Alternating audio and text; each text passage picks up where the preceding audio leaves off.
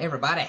So E3 just completed a couple of days ago, and to be honest, I never really watched the whole thing, like all the presentations and anything. I usually just watch like some of the things, like trailers and presentations and stuff. I actually did a whole video about that a few years ago.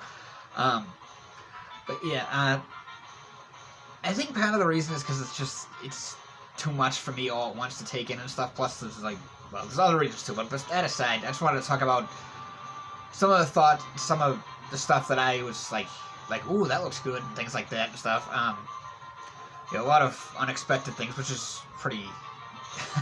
A lot of times, like, that's another thing. E3 can be very predictable, but I don't know. This one is like, yeah. Anyway, so like, until what I understand, I guess the Capcom one was pretty bad. So a lot of people were saying, like, it was like, yeah, but anyway,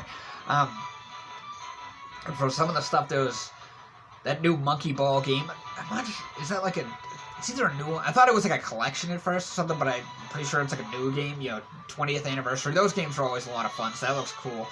It's nice to see a new one for newer generations or older fans and whatnot.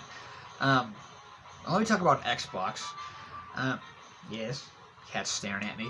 Well, anyway, first, there was the game, I think it's Redfall. I think I'm saying that right. I'm trying to... But anyway, that game, even though it was just like a cinematic cutscene thing, like, there was no real actual gameplay or anything, it still looks pretty good. It reminds me of, it almost looks like a cross between Left 4 Dead, Blade 2, and a pinch of Star Wars. Okay, maybe not Star Wars, but some kind of sci-fi flick. That looks like awesome. That's... like I said, it's just a cinematic cutscene. We'll have to see actual gameplay and stuff, but so far it looks pretty good, and it actually takes place right here in Massachusetts. Next is Halo Infinite. Oh boy, does that look amazing. That's something we've been waiting for a while. I'm okay with delays and stuff, as long as it's, it's like, the way I see it, and it's not even just like the development and stuff of games, this could relate to anything. It's like, you can have something done fast, or you can have it done right, but you can't have it both ways. That's just kind of my philosophy, if you will. But yeah, it looks like it's going somewhat back to the basics, basically. Obviously you're going to play it mainly as Master Chief again. I didn't really have a problem with Halo 5, like the story. I didn't mind that you didn't play as Master Chief as much, but whatever, it is what it is. But that looks awesome, especially like the multiplayer, of course. Just like there was that whole thing with the there's some new weapons. Obviously, there was that whole thing with the grappling hook that looks really cool. You showed him you showed Master Chief using it in the campaign, and then it was in the multiplayer.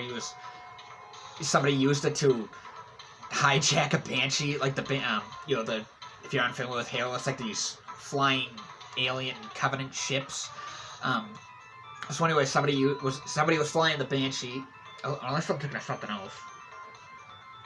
Whatever. Well, somebody was flying that, and then somebody on the ground used the grappling hook to hook on, fly up to it, and then kick the guy out and hijack it. That was awesome. Then somebody used one to get one of the explosive barrels and then throw it at somebody. And then they were playing capture the flag and everything, that was always been one of my favorite game modes in it's not just Halo, but a lot of types of games. I always loved capture the flag. For some reason, when it comes to capture the flag, I always like guarding the base. I mean, I'll occasionally go and try and retrieve the flag, but for some reason, I kind of just like to guard the flag. Like I said, I do both, but whatever. I probably guard the flag more. Then let's move on to Nintendo. These are the ones I kind of focus on. Nintendo.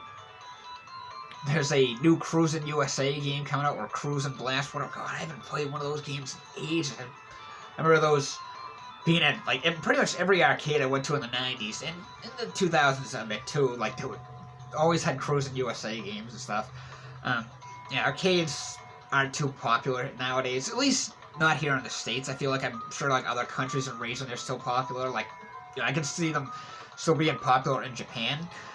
But yeah, that looks pretty cool. I don't know if I'll get it or not. I'm just kind of throwing it out there. I thought that was kind of cool that there's a new one coming out.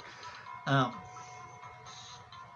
sure there's a lot of long-term fans. 'Cause it's not just... I'm not saying those games are bad. It's just those type of racing games I've never been a huge fan of. Like, I do like them, but it's like, they're the type of game I have to be, like, in the right mood to play. So, you know, maybe I'll get it, maybe I won't. I don't know. At least not yet. We saw a brief trailer, like or a teaser for the Breath of the Wild sequel. You know, that looks good. You know, it looks amazing. You know, because the first one was too, and you know, we got like a teaser 2 years ago, and now we finally got like another one with some actual gameplay and stuff, and it looks really good. And it's funny, they said, I'm pretty sure they said 2022, and so it's like, I have a strong feeling that's going to be in the fall. Well, I'm sure a lot of you do too. That's probably going to be a fall release, so that's a game we're going to be waiting like a year and a half for, give or take. You know, there was also DLC for Hyrule Warriors: Age of Calamity. That, to be honest, I thought looked kind of like it doesn't really look that good to me, really. I mean, it doesn't. It's not that it doesn't look bad, but it doesn't, like, I wasn't really impressed with it. There's also going to be a Legend of Zelda Game & Watch thing, like they did with the Mario. With the Mario thing, I kind of skipped on. Like, I was like, you know, I've seen it in stores before. Like, my local Walmart has had one in stock. Like, I mean, they had a lot more, and then like as the, you know, they had like, as the months and months would go by, they had like 5 in the case, and then like for the past few months, there's been 1 in the case that's just sitting there like unsold.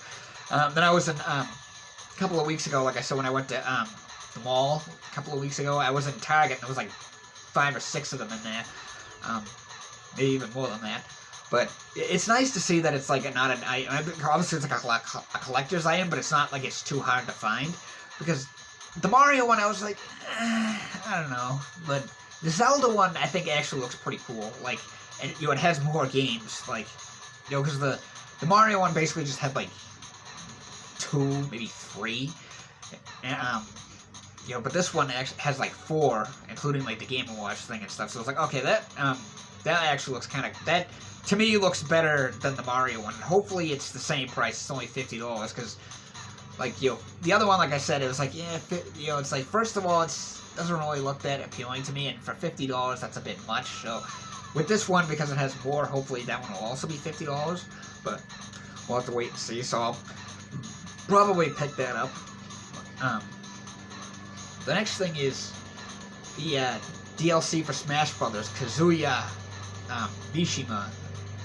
Had, to be honest, I'm gonna keep it real with you. When I saw the I saw like Ganon, like, you know, he was like passed out or something, like somebody was obviously carrying him, and I was like, oh, new Zelda or something. But then when I saw the cliff, I was like, when I saw like the cliff, like somebody was carrying Ganon across, or Ganondorf across the cliff, like towards the edge. Right away, I knew what it was. And I was like, this is either, because I'm familiar with like the Tekken. I remember playing the first one on the original PlayStation. So, and like I remember watching the anime and stuff. Right away, I knew, like when I saw the cliff, I was like, this is either Kazuya or Hayachi coming to Smash Brothers, and I was right. So yeah, that's a great. I think he's a great addition to Smash Brothers. You know, great to see another Namco representation in there, and like, of course, like Tekken's been always been a huge fighting game series. So, and you know, they show like all his move sets and everything.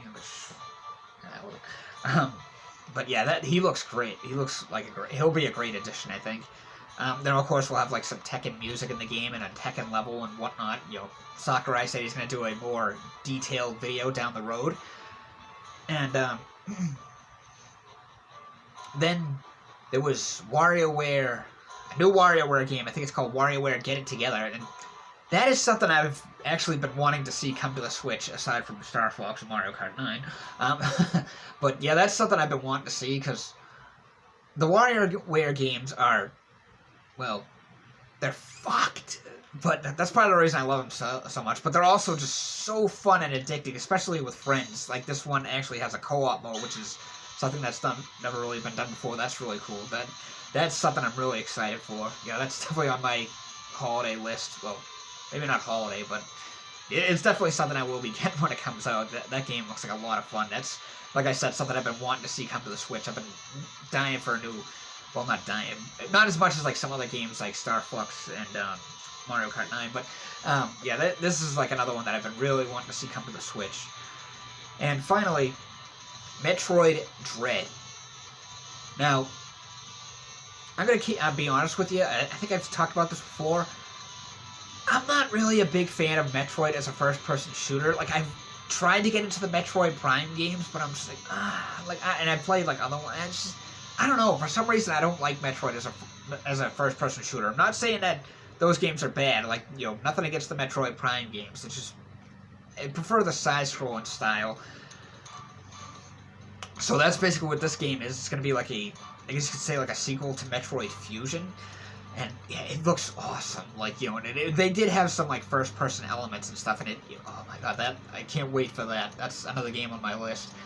And it's nice that we finally are getting a Metroid game for the Switch because, obviously we have Metroid Prime 4, but, that's still, like, in development and stuff. Like, it was like a few years ago they announced that they had to restart it from the ground up, basically, or something like that, but, oh yeah, that Metroid, I feel like down the road, they'll make, like, a Metroid Prime trilogy for the Switch. If they don't, they should, because it would kind of build people up for, Metroid Prime 4, but, I'm sure there's a lot of people that can't wait for that, but,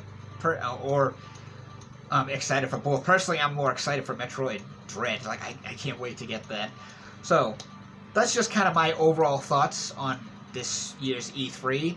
Thanks for watching, everybody. I hope you enjoy the rest of your week, and I'll see you next time.